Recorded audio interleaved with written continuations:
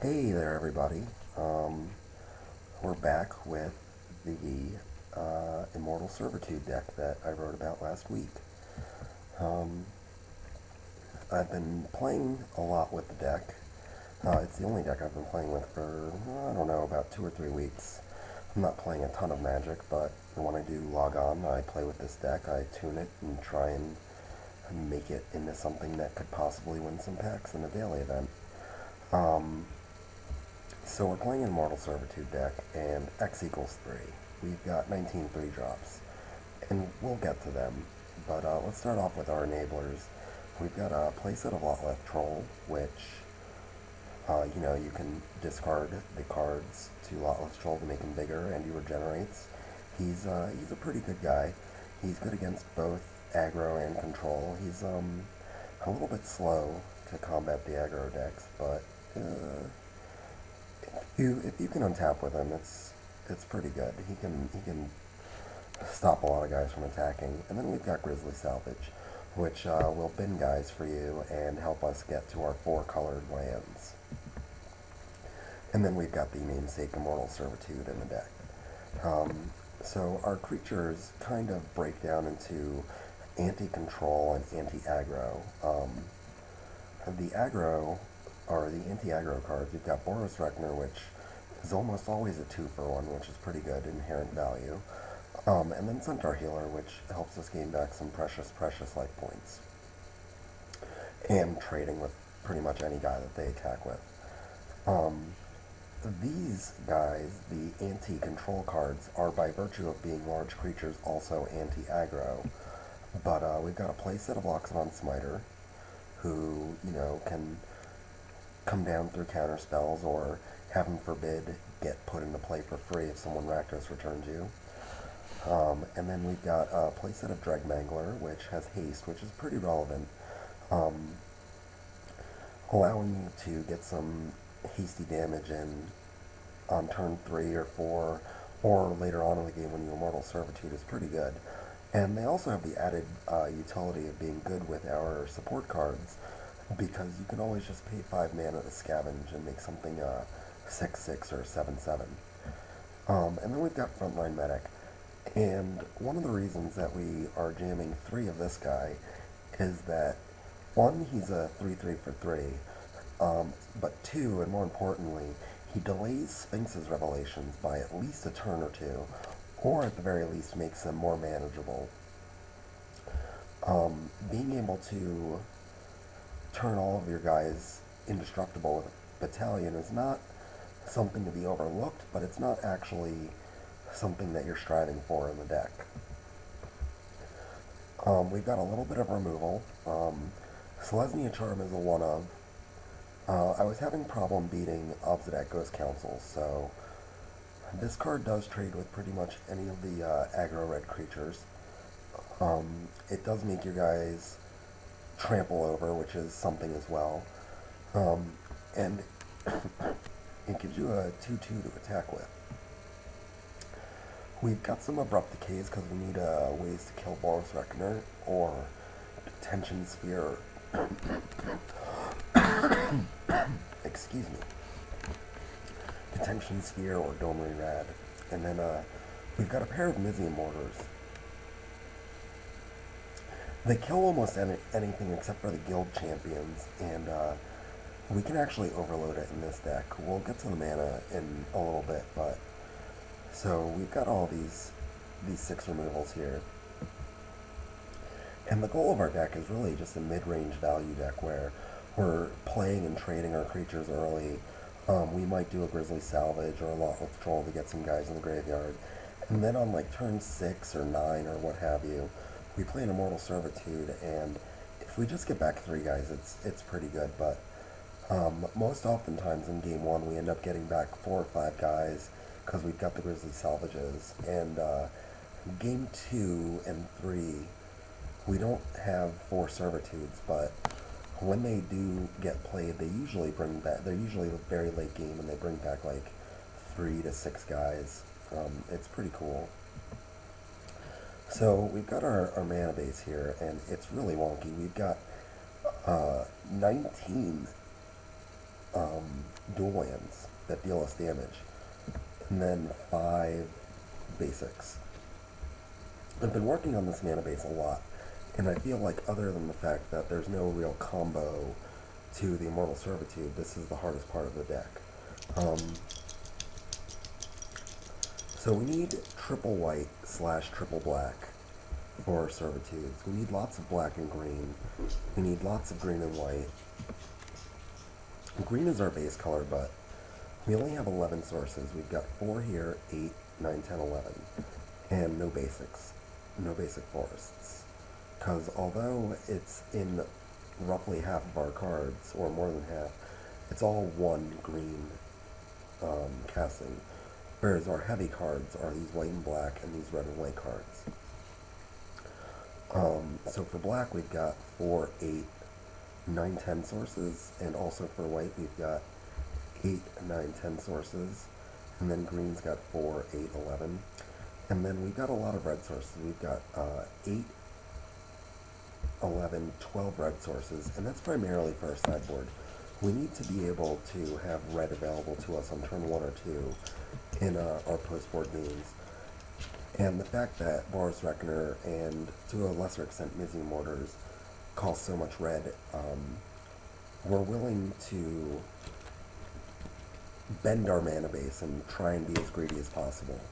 The mana is pretty shaky in this deck, and if I could get more help, it would be great. I've got 24 land.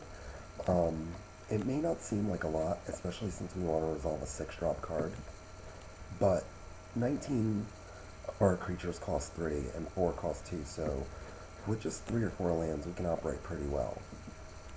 And our removal is also very cheap. In our sideboard, we're really only interested in fighting 2 different decks. The aggro red deck wins decks, and the blue-white X decks that run Sphinx's Revelations.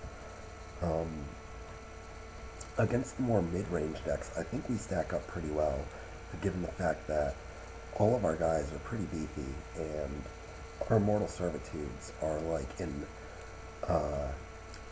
reverse Wrath of God, where it just dumps a bunch of guys into play. So we've got 4 Muggings and 2 Electricities as the main cards to bring in against the mono-red decks. We can also bring in these 2 Selesnya Charms and these 2 Dreadbores, giving us 10 removal on top of the 5 that we had. So we end up signing out a lot of the value reanimation to fit these guys in, and we just turn into like a mid-range deck. Against the control decks, we've got the Slaughter Games, which primarily hit Sphinx's Revelations or Obsidots. We've got Selesnya Charm for the same reason that hit Obsidot. Dreadbore hits Jaces and Gideons, which are actually a really big problem for this deck. And then we've got a pair of Rakdos Returns, which help give us a little bit of reach. Running this guy on like turn 5 or 6 is just great. But that's it for now, and when we get to the games, you'll see that we always start off game 1 as kind of like a grindy reanimation value deck, and then for games 2 and 3, for pretty much every single matchup, we lose a lot of the reanimation in some of our guys and turn into like a grindy mid-range Jund deck for the most part, splashing white. But that's it. I'll see you guys for round 1. Hey everybody, we're here for round 1, the daily event. We won the die roll, and we're hoping... I'd rather play against an aggro or mid-range deck than against a control deck. So, we've got the ability to cast 3 of our guys. We can't cast the Dregmangler yet, we can't cast the Boros Reckoner, we do need another land, but I'm going to keep. And we're going to lead with the Sacred Foundry, because if we go runner land that produce red or white, then we can make a Boros Reckoner.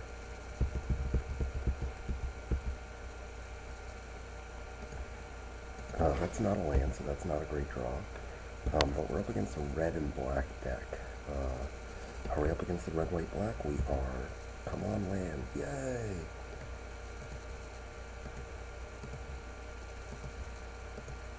So we're going to play Centaur Healer. It might look like we should play our Luxodon Smiters, but we want to keep them in our hand against possible Rakdos returns for as long as possible.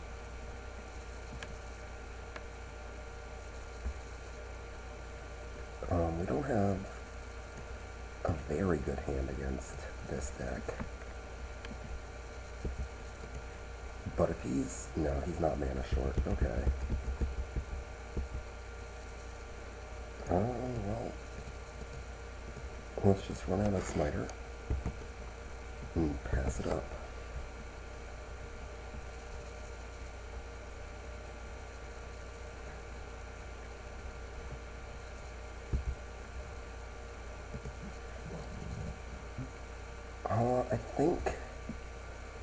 I think we've got to, do we have the Museum Orders this?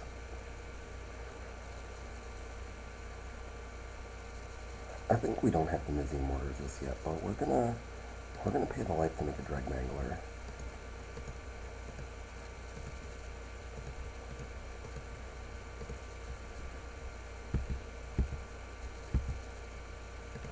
This way if we draw a land, we can play a 3-drop. Oh, I forgot to attack with my Mangler. That was a little bit of a mistake. So if we draw a land, we can play a 3-drop and a Museum Orders.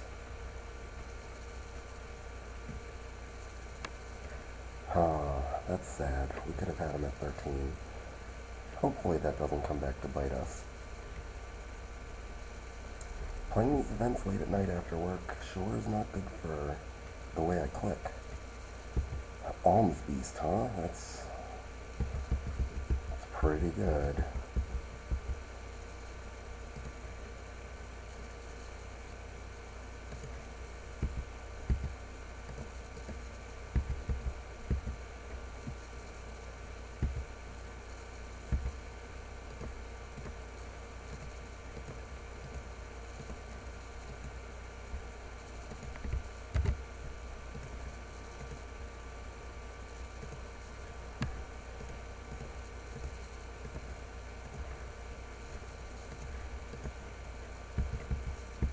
Alright, so we're losing the ability to,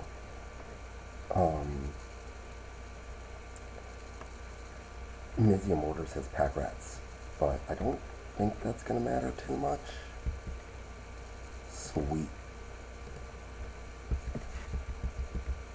That's a good one. I don't even mind losing the Immortal Servitude there.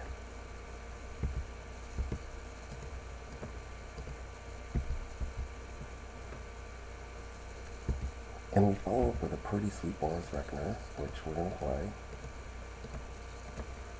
And it looks like we might win this game, but it's going to be tough because we should have him at 4. Oof, Angel of Serenity, that's pretty gross.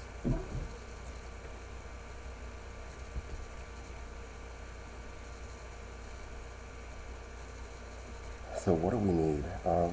We need to draw our one of Selesnya Charm to kill that thing.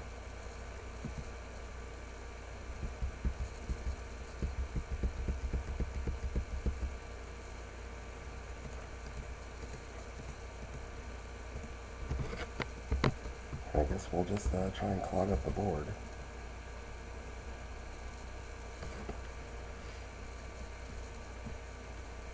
Oh, this is going to be back-breaking for us.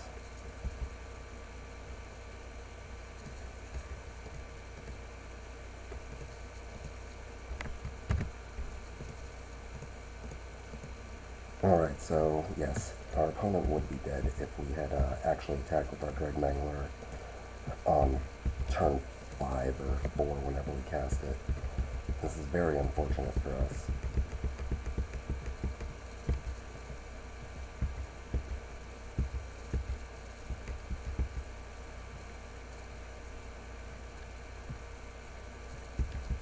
Play mistakes, play mistakes.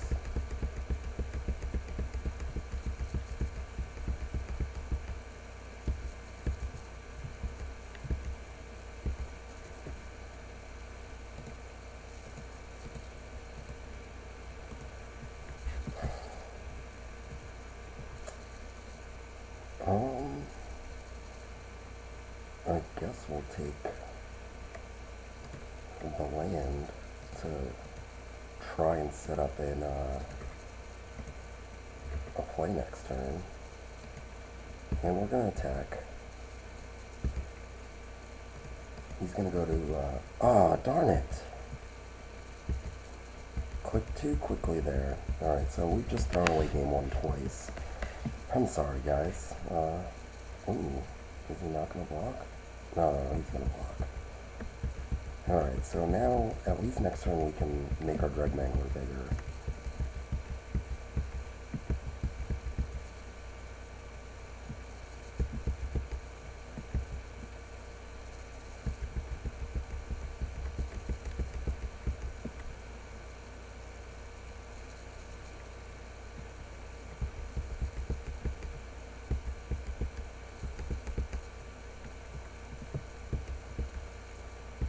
Come on, Immortal Servitude. Museum Mortars. So, yeah, we're dead. That's very unfortunate that we lost that game. It was very winnable. We made two mistakes. One was just an actual brain fart, and the other one was just clicking a little too quickly. So against these decks, we want to bring in our Selesnya Charms, our Rakdos Returns, our Slaughter Games, and our Dreadbores. And we want to take out the Museum Mortars, and the Abrupt Decay, and the Grizzly Salvages, and one Immortal Servitude. Keep it like that. So one thing we do have going for us is he doesn't really know what our deck is trying to do. He might have been able to piece it together off of that game. It really stinks that we lost that game one, but what are you going to do? This is part of the thing you have to deal with when playing digital versus paper, where you can't click through phases in paper Magic. Also, it is a little bit more difficult to speak out loud and play Magic at the same time. You do end up missing things as you sit there and talk about lines. You tend to focus on some lines and then not see all of them. At least for me, in my experience, that's the way it is. But we're going to shrug it off and try and win games 2 and 3.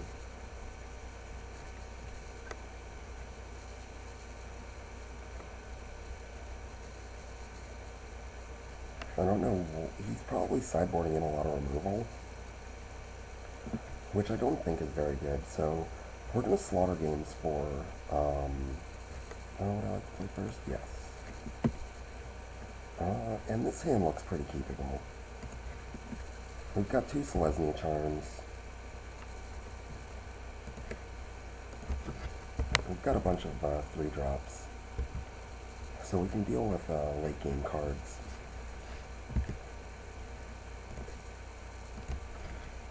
We just need another land so that we can start playing our guys. And of course we don't get there, so we're going to play the control deck this round, this game.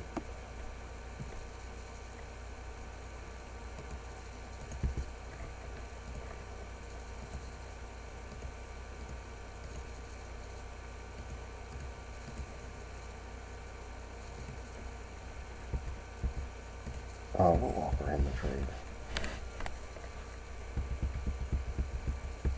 He missed a land drop as well, which is pretty advantageous for us.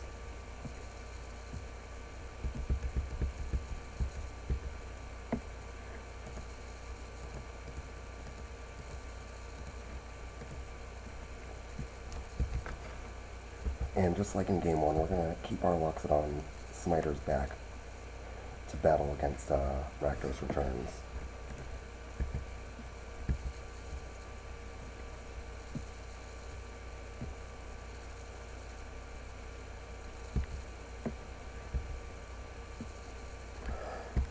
And here we're going to slaughter games for obs dot.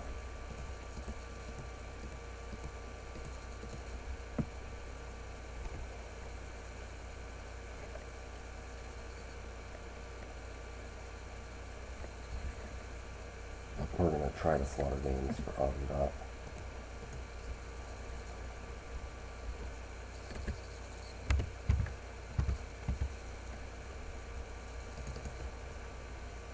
Let's see, did we hit?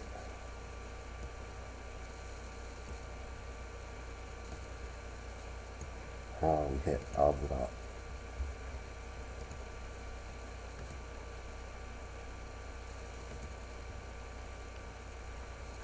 He's got 2 removals, and we've got 2 removals and 2 fatties. So it looks like we're going to be in a little bit of a stalemate, and his Rakdos keyring is going to do some damage.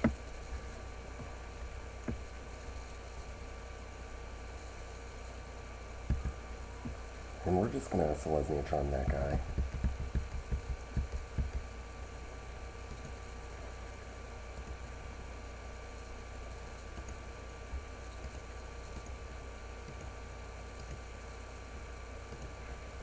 And make an elephant.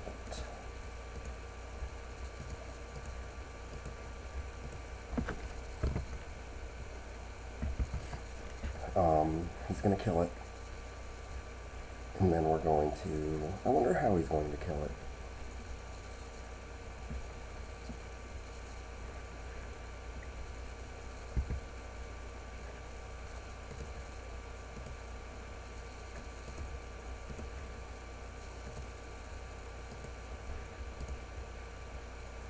So we'll exile this guy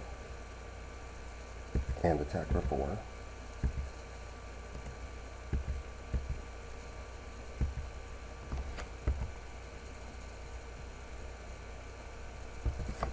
He still has a Dreadbore and a Mizium Mortars and a Boros Reckoner.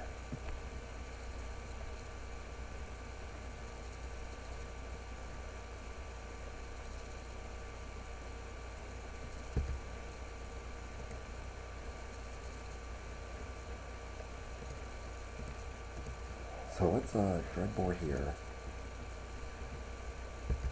And we're going to be more than happy with him Mizium Mortaring our team, because we're just going to Immortal Servitude. So let's go ahead and make him tap all of his mana.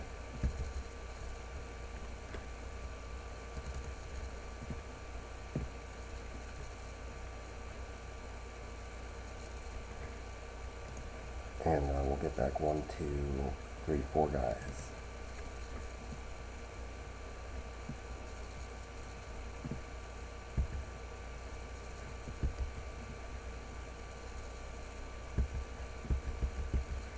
So he doesn't want to pull the trigger on the Mizium Mortars, and that's fine.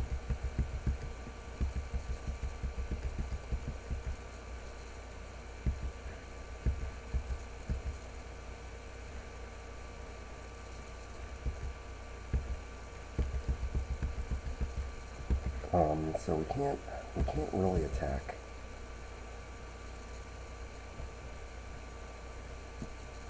And here comes a Rakdos return. That's not good.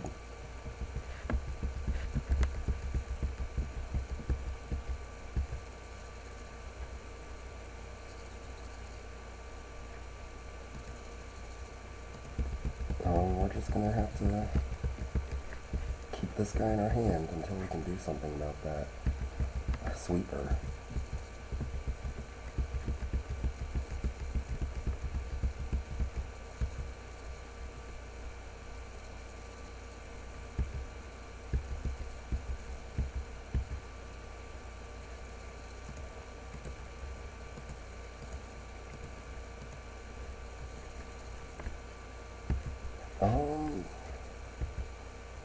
Yeah, we're not gonna attack.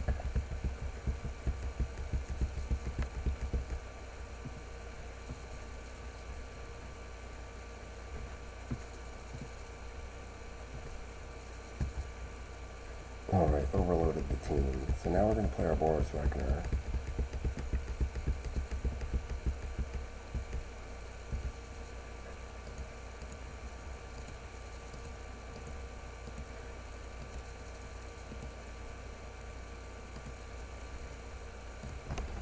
And, yeah, just try and hang on by the skin of our teeth here. Oh, Dreadbore.